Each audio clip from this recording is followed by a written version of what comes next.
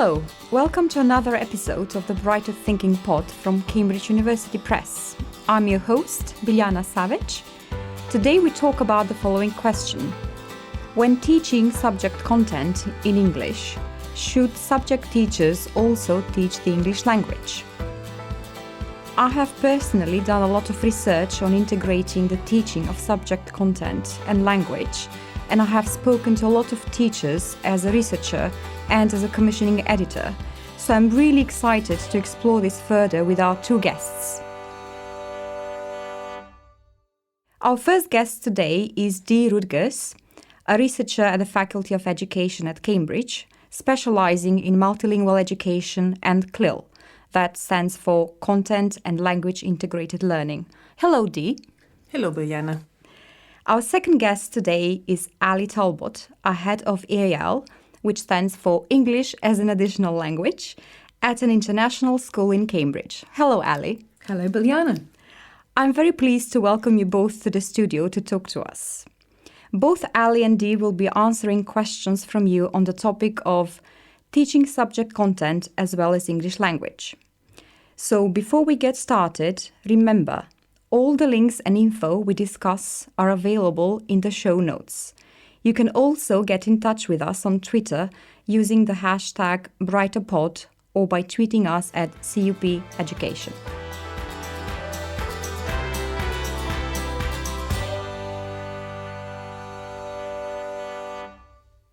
We want to start this episode by getting to know our guests a little more. I have quite an interesting question here that I've asked Ali and Dee to think about. So the question is, how did you become interested in supporting subject teachers with the English language needs of their students?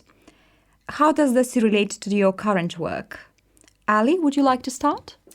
Yes, so a long time ago, back in 2003, I became a CELTA tutor, as lots of EFL and TEFL teachers become.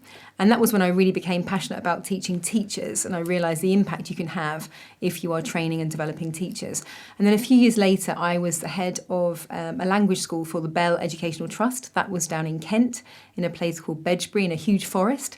And in this forest, I was the head of the language school, but on the same site, there was an international school. And so I also line managed the English teachers there. And their role was quite different. As it sort of transpired, we didn't realise that to start with. Everyone was doing the same thing. And then through observations of subject teachers and the English teachers in the international school, I and the team realised that what the students at the international school needed was quite different from what the students at the language school needed. And so together we did some research into CLIL, and some research into what those students really needed to help them in their subject lessons. The English language teachers were really keen to help upskill the subject teachers. However, one thing that really fascinated me, and something that I've encountered in most of the schools I've worked actually, was this was a resistance to this change.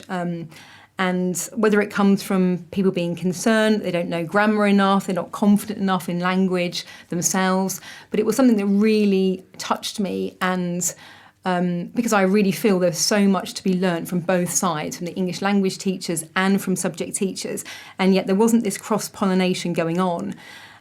So after that, I did my QTS. I realised quite quickly that what seemed to be happening was that if you're not a qualified teacher, then actually teachers can be quite resistant to listen to you, and sort of not as open maybe to hearing what you have to say.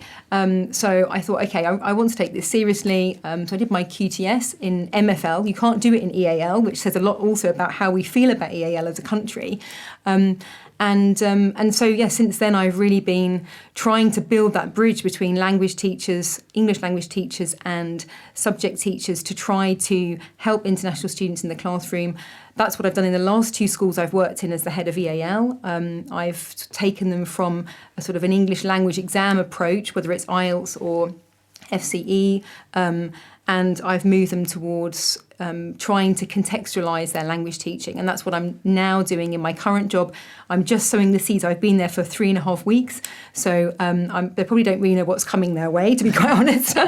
But I'm sowing the seeds of change and trying to show them there is another approach, and we can definitely try and work together with the whole school, not just in the English language department. Thank you, Ali. That sounds really good. And that's very inspiring. Dee, would you like to tell us more about Sure. this question? I think my interest in what I would call integrated teaching started when I was an undergraduate student, actually, in the Netherlands. I'm from the Netherlands, and I studied English for my undergraduate degree. And as part of my degree, I went on an exchange year.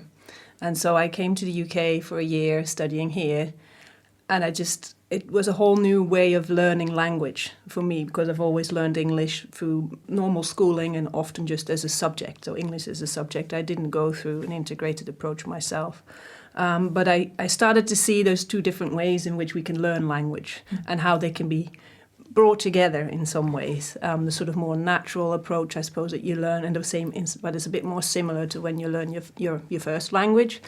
As well as the role of explicit teaching of language that you have in some of the language classes. And for me, integrated teaching is a lot about merging the best of those two approaches. And so thinking about how you would organize your classroom optimally for language learning.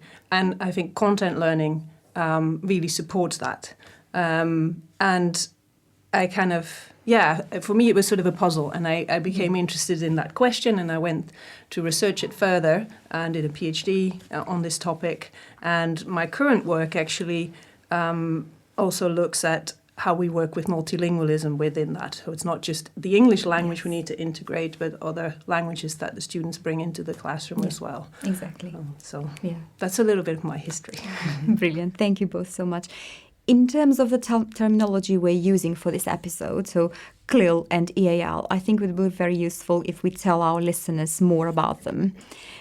So CLIL, Ali, would you like to tell us more about EAL, which is you are currently the head of EAL at an international school in Cambridge. What does it mean? Well, it stands for English as an additional language. I think what it means probably varies between schools, actually. Seems to be a growing term. Previously, it's been things like EAP, like for English for academic purposes, ESP for specific purposes, ESL for second language learners. So EAL sort of encompasses all of that. And for me, I always say to my manager, to my sort of school principal, that actually it's not just about what's in the classroom. So it's the needs of these students as with English, which is not their first language. That can be just as much how they interact with the extracurricular programme as it is in the classroom as well. Yes. So these students might have been born in the UK, or they might have come later in their lives. So it's both kinds of students, and they are speaking usually another language at home other than English. Yes. And the good thing about EAL being additional rather than just second, I was teaching in Malaysia, and for lots of the students, English was their third or even fourth language. So, and it's also the idea that it doesn't stop becoming your additional language. So additional is not actually quantifying in any way the fluency or your ability in that language. It's just an additional one, whether you're really bilingual in that, or whether you are just beginning. That, like I said, the term encompasses everything, which I think is a real advantage to this particular acronym. Yes, that sounds brilliant. Thank you. Dee, what about CLIL? You've been doing research with CLIL teachers, both in the UK and the Netherlands. Yes. Can you tell us a bit more about the term? Yes, so CLIL, as you said before, stands for Content and Language Integrated Learning. It can cater for a wide range of English or even other languages. It doesn't just have to be English learners, but obviously we're talking today about English learners. There is sometimes a bit of confusion. Sometimes the label is used to refer to a sort of bilingual education model. I prefer to reserve the term a little bit more for a pedagogical approach. So it deals a lot more with what you do in your classroom. So you have often it happens in a bilingual education program, so you have support of the school and multiple things are happening outside of your classroom as well, ideally. But the approach itself is more focused on the actual pedagogical side of what you do in the classroom, how you plan for it, how you assess for it, and what you do in the implementation. And so in that sense, it's different from EAL. I see EAL as wider, broader, because as Ali was saying before, it's not just what happens in your classroom. There's a lot around it that you can do to support the learners who have English as an additional language. Brilliant. Thank you so much.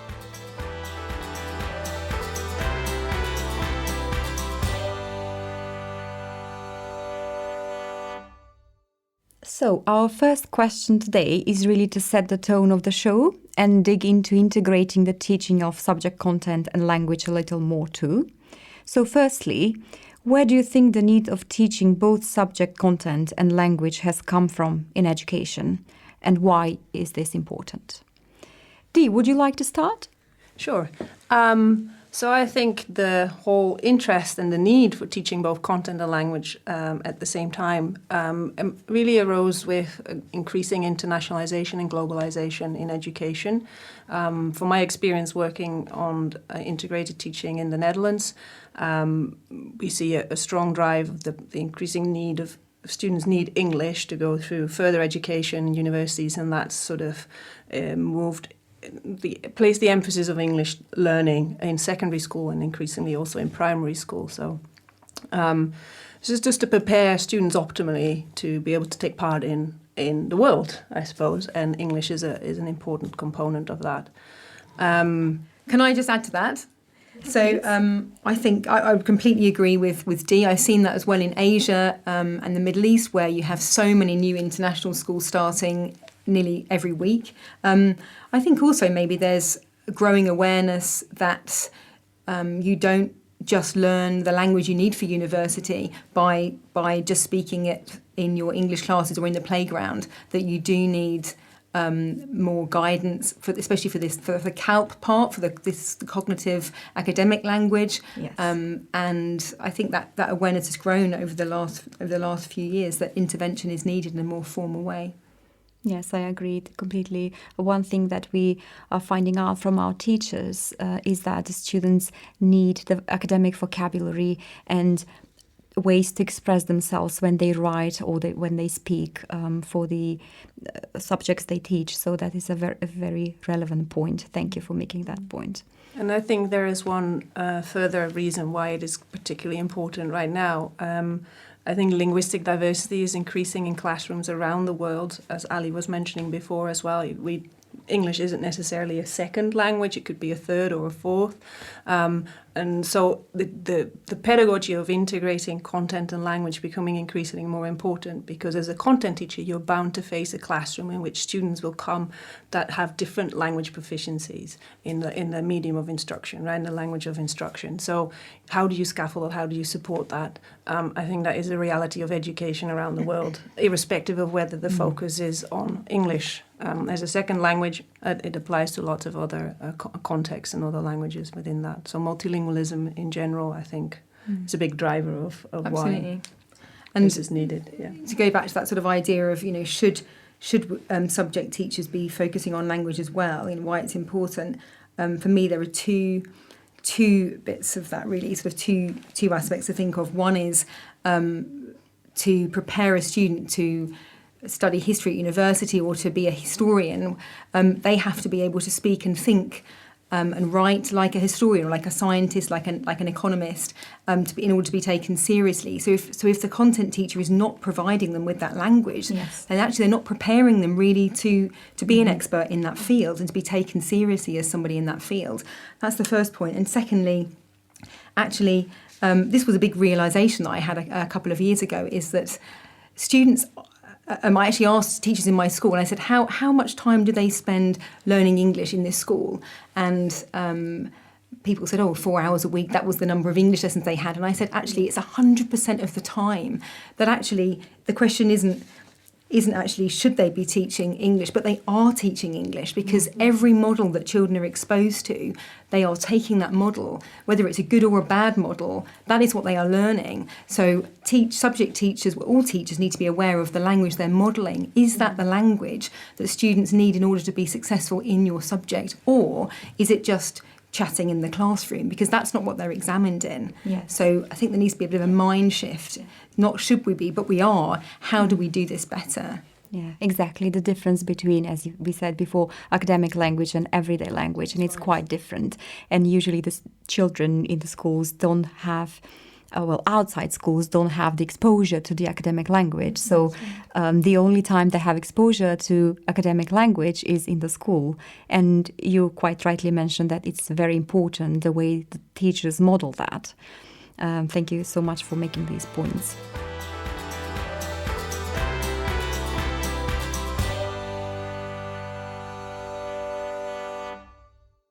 On to question 2. We have a question from Raja, a teacher in Mongolia, who asked, I would like to know whether there is any research that shows the need for subject teachers to have complete mastery over the language they use to deliver their content in the classroom. Are students significantly disadvantaged when English is the second or even the third language of the subject teacher? Dee, you have been doing academic research on this topic. What do you think? First of all, I want to thank Raja for this really important question. It's a question that comes up a lot in the research that I've done. It's a concern that a lot of teachers have expressed, that my English isn't good enough to do this. What level of English do I need to even start this? But I wanted to also deconstruct a little bit his question. So first point I wanted to raise is that there's a difference, I suppose, between having proficiency in a language and whether that's your first, second or third language. You can be very proficient even if it is your third language. So you don't have to be a native speaker. That's the first point I want to make very clear. You don't have to be a native speaker in English to do this.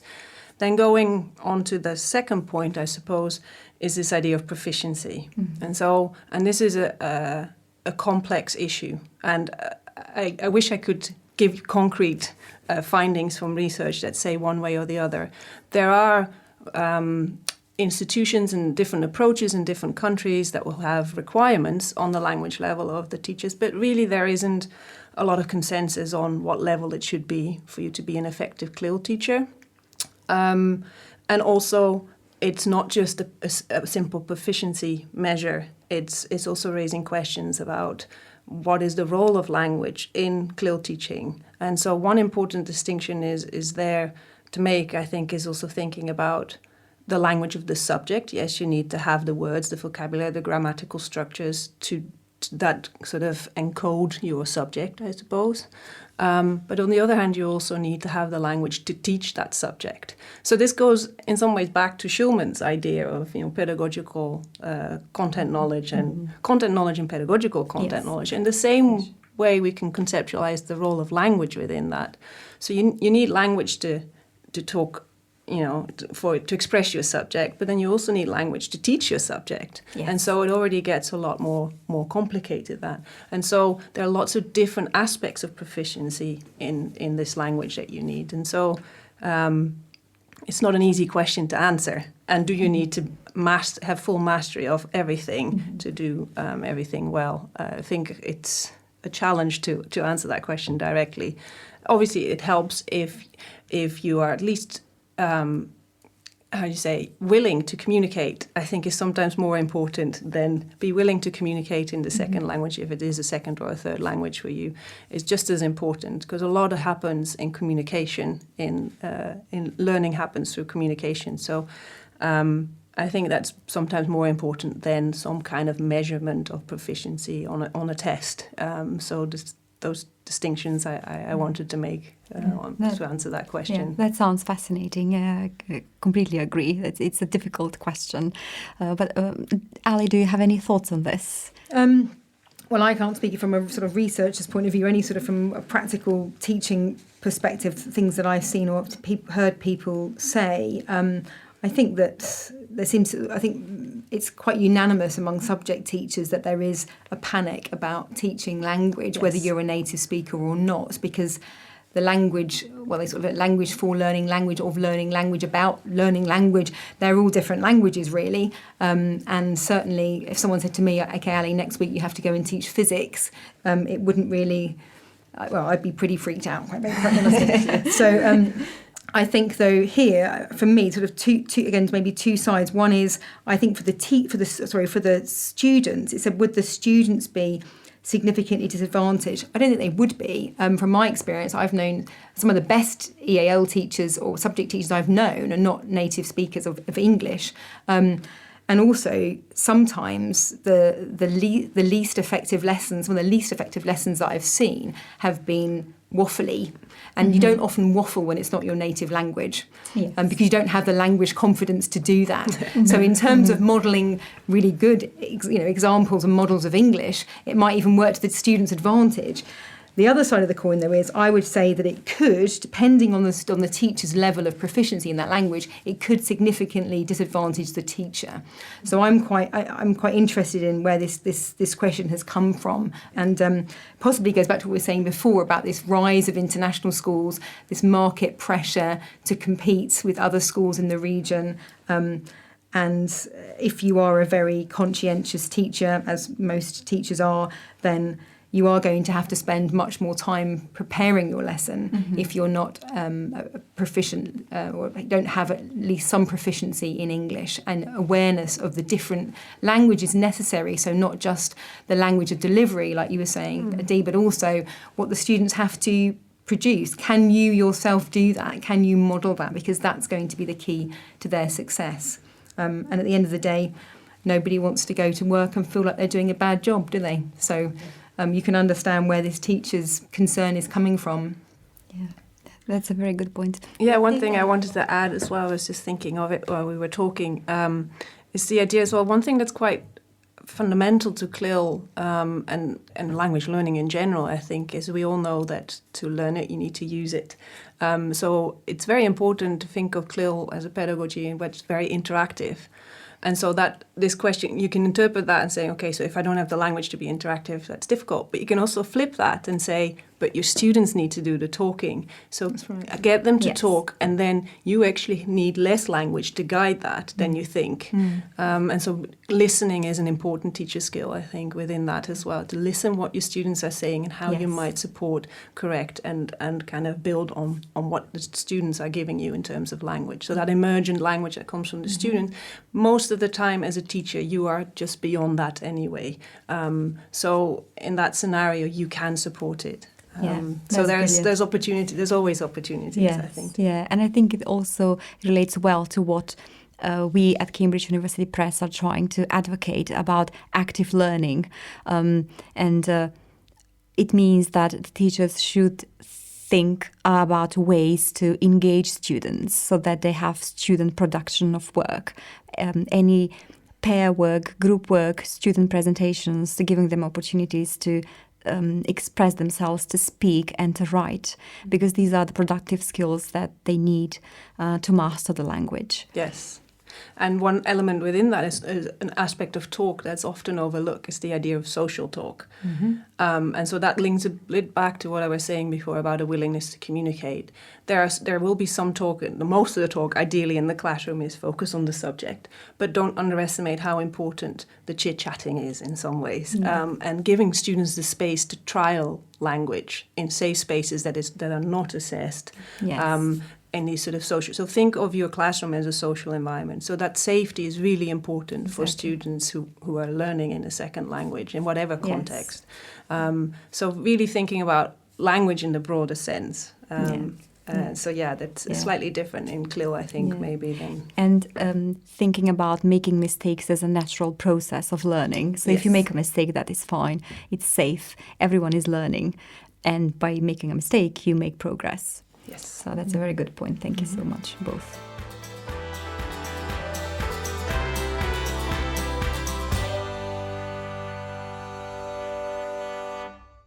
Finally, question 3 is, how can teachers prepare for teaching language as well as content for their subjects? Ali, you have been working with teachers for many years. Can you share any advice and tips about preparing? Yes, how long have you got? Well, obviously there are formal things that you can do. And if you can do these things, this would be ideal, that you get yourself onto a little course of some kind. So it doesn't have to be a CELTA course for a whole month. It could be, that doesn't really help you in a way with your language of your subject. It would help you in terms of the English language. But things like I know that Bell, they offer a teacher program in the summer. They have sort of 2-week courses that you can come along to and see and get experience of CLIL. NALDIC, the National Association of Language Development in the Classroom, they have a lot of things on their websites that you can read. And there is also a course called the TESMIC course. So it's called TESMC, which stands for, if I can remember correctly, Teaching EAL Students in the Mainstream Classroom. I should remember it because I actually do teach it as well. But that's run or managed by Lexis Education from Australia. Now this is a course, the only one of its kind that I've seen, and I've been looking for one and thinking that someone needs to write one for subject teachers of all subjects, and it really shows you the language demands of English and all those different subjects and how you can help students. So something like that is ideal if you've got someone who's trained or there's training in your area. If not, there are certain books on that you can read as well. The one that springs to mind is CLIL Essentials. I think that's by Peter Mahesto. That gives you a really good basic grounding in the fundamentals of CLIL, what it means for the students, for the teachers, for the school as a whole. If you can't do those things, if you have literally no resources available to you, go and watch someone else's lesson. So if you're a subject teacher, go and watch an EAL lesson, go and watch an English language lesson. If you're an English language teacher, go and watch a subject lesson. I really believe, like I said before, something I'm really passionate about is we need to get into the classrooms and see what we're doing. EAL or TEFL teachers are seen in one way, mainstream teachers in another way, and they can learn so much from each other. And those are the two sides that we need to bring together in order to help these EAL learners. And there's great strength in sharing that expertise. Why would we not draw on that? One thing that, again, is a bit of a mind shift is when you're a subject teacher or an EAL teacher trying to help these students is stop thinking about the language that you are using in the classroom and start thinking about what do the students actually have to do. So sometimes in my training I get people to it's just actually, okay, stop, record yourselves doing this task. So, okay, students are going to, discuss what happened in their experiment. And I say, okay, stop talking about it in these terms in the third person. Actually, get your phone out, record yourself doing it. Okay, so in my experiment, this happened, I added this, we mixed this, and now listen back to it. Now, this is the language the students need help with, or they're doing they're writing up an experiment, actually write it out yourself or answer the exam question. Right. Don't give the student the whatever success criteria. Actually you need to look at a model answer yourself to see the language demands. And that, like I said, that's a bit of a mind shift.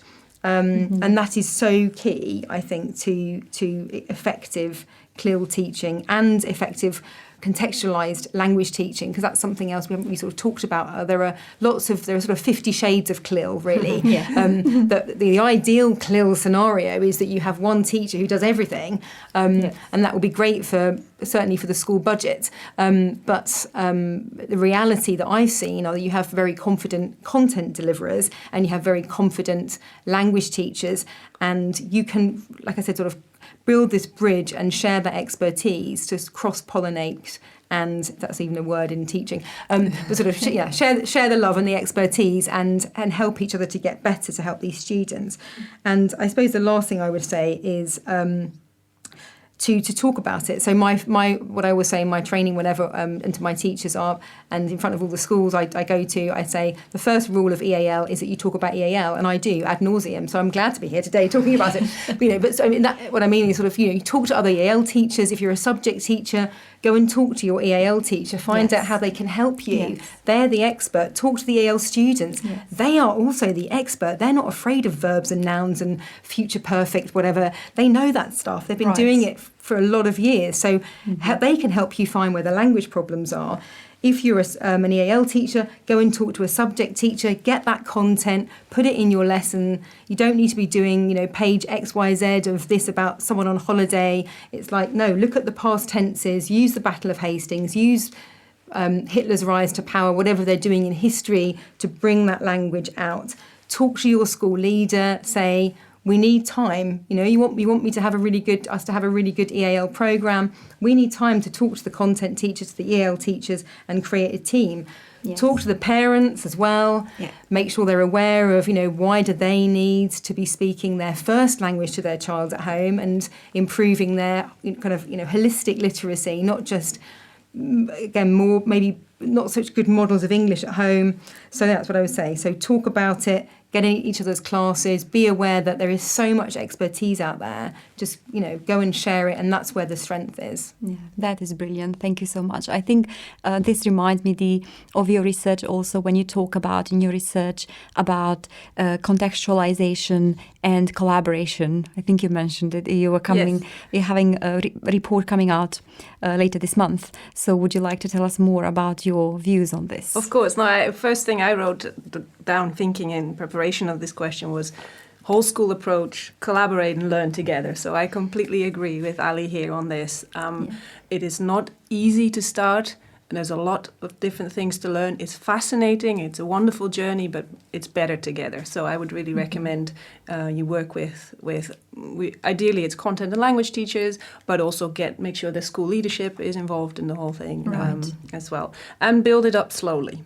So there's lots of different elements. I think it's important to sort of try and break it down a little bit. And so in the work that I've been doing, the research I've been doing with EAL teachers in the UK and CLIL teachers in the Netherlands, and this was at primary level, I looked at what they were doing currently in the classroom, and I gathered lots of examples and activities and advice that they would give, and I see, okay, what are they all doing the same? What are they doing slightly differently, and why? To try and understand this, what is this knowledge base that they've got for effective CLIL teaching? And from that sort of emerged 8 different principles. And so when I say build it slowly, it might be worth it starting with just one principle and making sure you develop that together and say, now I feel solid, I have the skills to do this, and then I move on to the next one. So make sure you take the time to solidify your skill set. And so these 8 principles relate to contextualization of learning, which is Ali mentioned that before. So get context, make sure the classroom is really context rich, so lots of hands-on activities, plan for those. Thinking about maybe with all the learners, you can also think about, which is quite interesting from an integrated perspective, okay, so how can you give access to content, knowledge through different literature sources? So there's different ways in which you can approach your subject. So in that way, it's actually language becomes the context through which you help the understanding of content learning. Stimulating interaction. We talked about how important it is to use language and to have good language models. So you have to talk and thinking about that also not just in terms of production, but really guiding that production and saying, okay, it's targeted talk and also it's equal talk. So thinking about the participation there. Providing learners with the means and the strategy. So a bit of strategy teaching is very important particularly because these children need to learn to become linguistically independent in some ways because they're in a bit more vulnerable position. Yes. And so they have a tendency to either rely on their peers or on the teacher and so you have to kind of provide a safe environment, but also move away from that so they feel they can do it themselves and it's them who can build, who can participate in this lesson. Yes. And so finding the balance in that can be challenging, but strategy teaching can be a really important element in that. That's the whole scaffolding idea, right? To provide the right amount of support at the right time. And within that, just also talk about language and sort of, so a lot of the teachers I spoke to in the UK mentioned just sort of celebrating a love of words and talking about how you can find information on words online dictionaries or physical dictionaries or whatever, but teach them how to use them for learning, right? So it takes a little bit of time, but it's really important to do it because it gives the students that independence. Adapting your instruction is really important, thinking about, and that is your instruction, but also thinking about how you might adapt your materials is another important principle.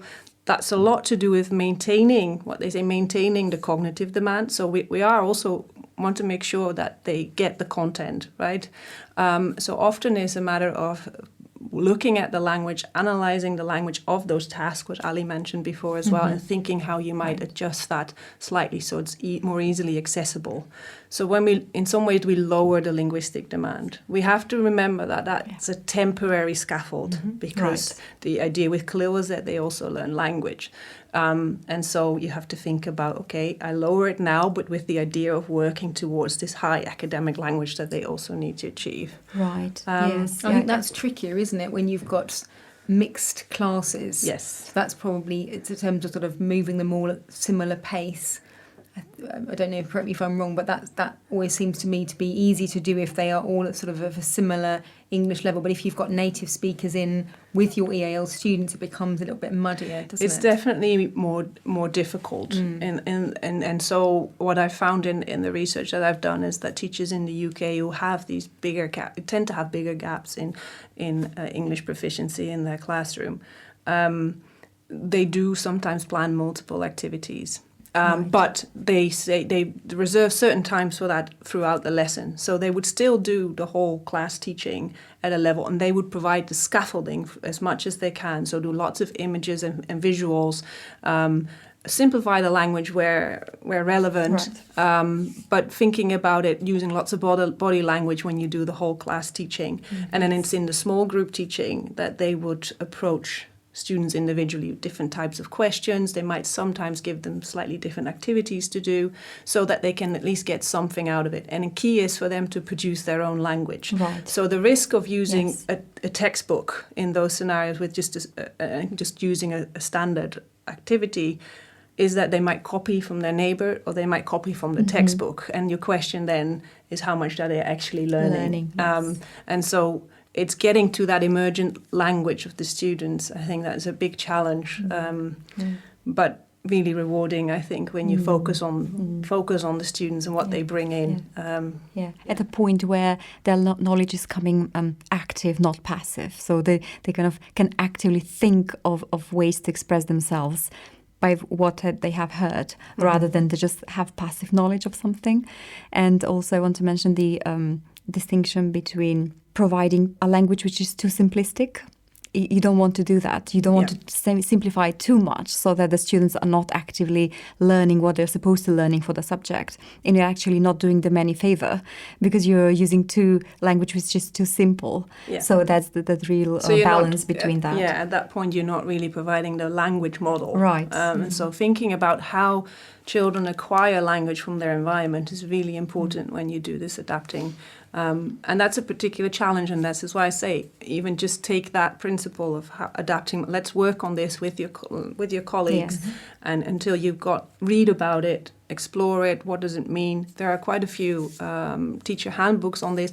Don't expect necessarily a handbook that will just say CLIL on it, or there's lots of different resources out there that might have slightly different titles that come from Australia, the US, the UK and other places in Europe. Bring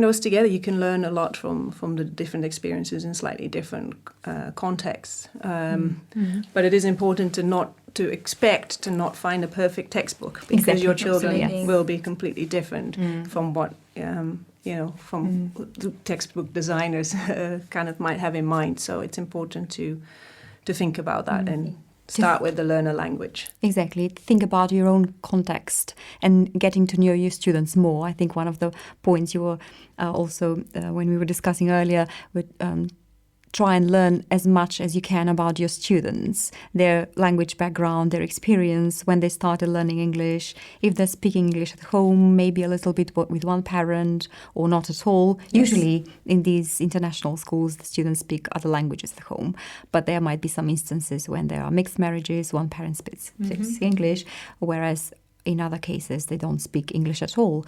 So for that particular student, language might be a real barrier. And for the teacher, they have to think about how to make the content accessible for the student.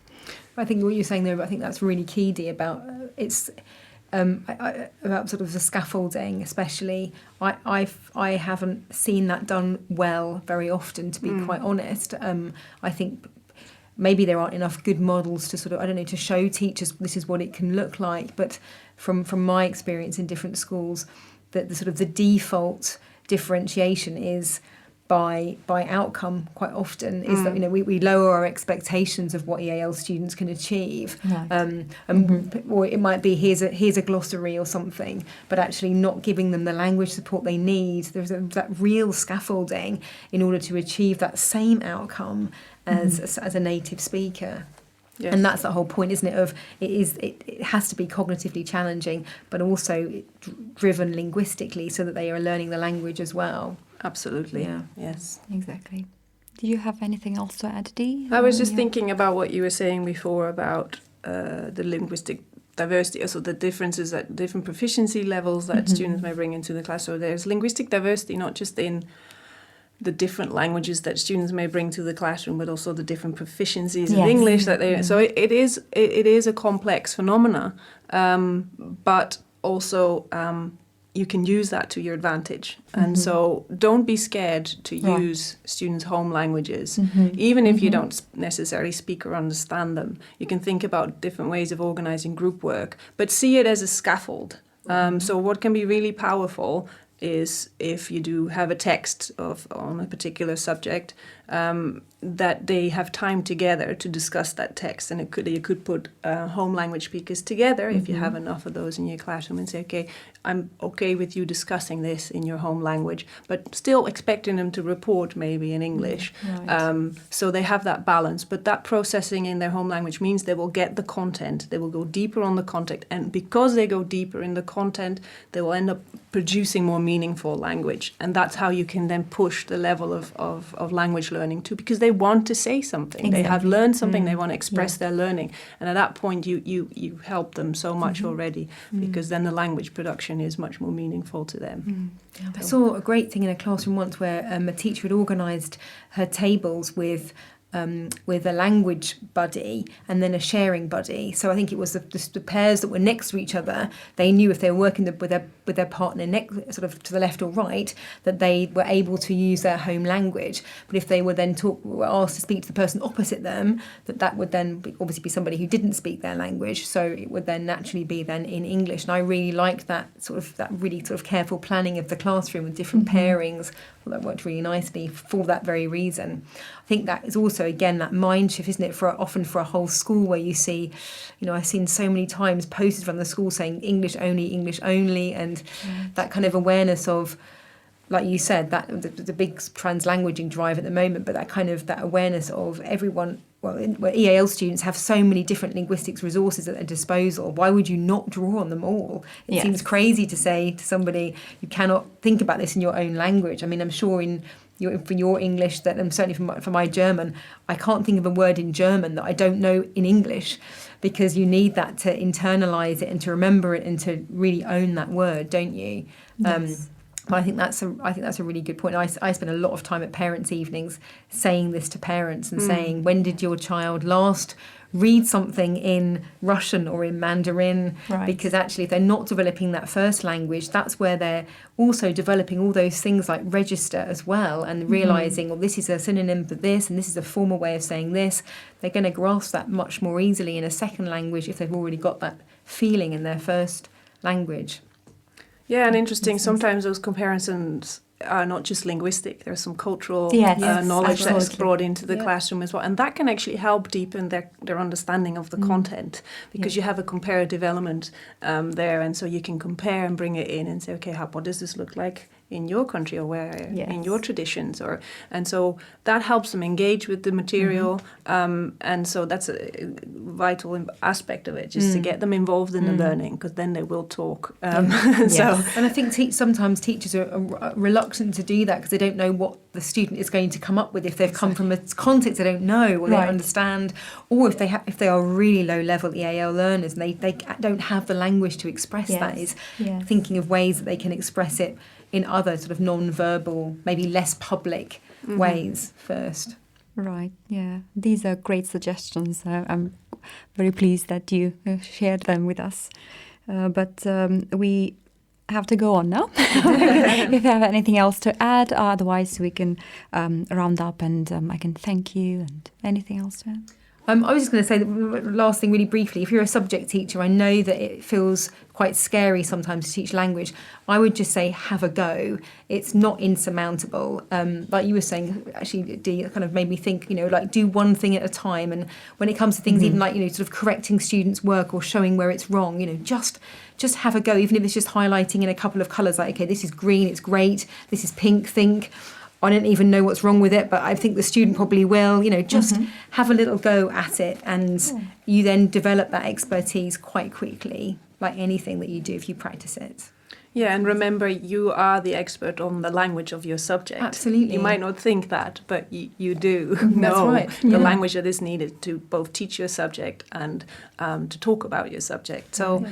That's where your language expertise. Yeah, that's where your language expertise come in. You might not know all the grammar rules. It's helpful maybe if you do, but many moments it's not necessary to be able to fully explain, why you structure a thing like that. So don't think you have to be an English teacher to be able to do this.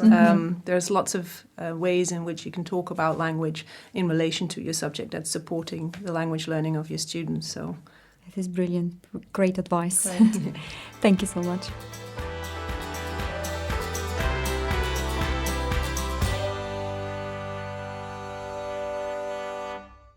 Thank you very much to Dee Rutgers and Ali Talbot for being here with us today and taking time out of their busy schedules. Thank you also to anyone who sent in their questions. We love to hear from you, so please do keep them coming. Dee and Ali, where can people find out more about you? Dee? So there's a little bit of information about the project that I've been doing on the website of the Faculty of Education here at Cambridge. So you can find me. My last name is Rutgers, and so there, if you go and find my page and the staff members, and there will be some information there on the CLIL project. And please, then my email will be there as well. So please don't hesitate to get in touch if you have any questions. Great. We will have all the links throughout the episode that we mentioned, so they will be able to find out. Ali, what about you? I think the only place you can probably find out about me at the moment is on the BASIS and the BSA website. So BASIS is the British Association of Independent Schools with International Students. Great, thank you. Well, that's all for our teaching subject, content and well as English language episode. Don't forget to tell your friends and colleagues about us and rate our show on whatever platform you're listening on. Our show notes have lots of useful links that we've discussed throughout the episode, so be sure to check them out. And remember to follow us at CUP Education or use the hashtag BrighterPod to get in touch. We'll see you next time.